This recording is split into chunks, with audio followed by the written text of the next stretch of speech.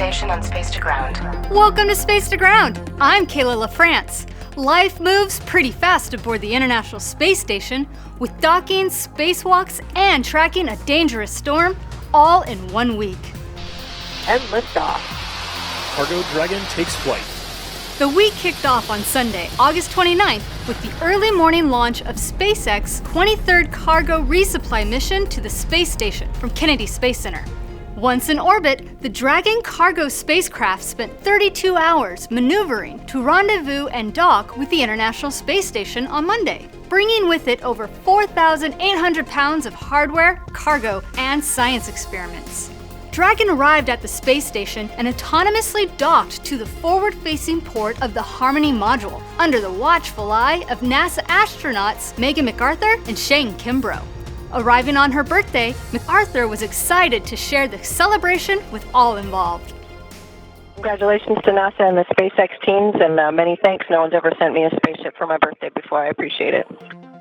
The month of September kicks off the start of a series of spacewalks outside of the space station.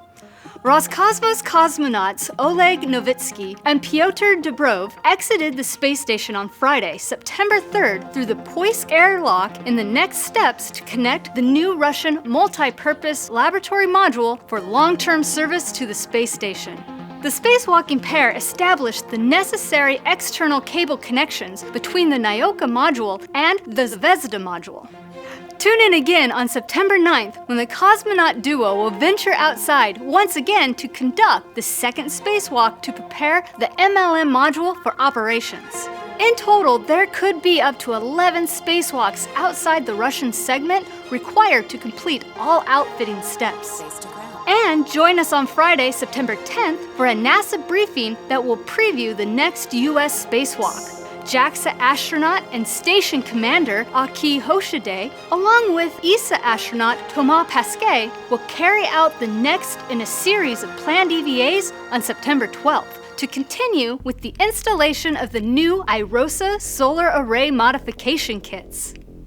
Before making landfall on August 29th, the crew on board the orbiting laboratory had a unique view of powerful Hurricane Ida in the Gulf of Mexico as it approached the Louisiana coastline of the United States.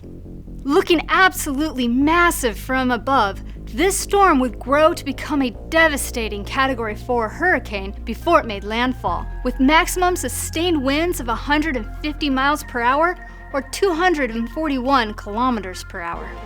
The ISS and Earth-observing satellites have a unique view of these storms. These observations provide data that helps NASA work with partner agencies, including the National Oceanographic and Atmospheric Administration, to better understand hurricanes and support preparation and disaster response. And that's Space to Ground for this week. Thanks for watching. We'll see you next week.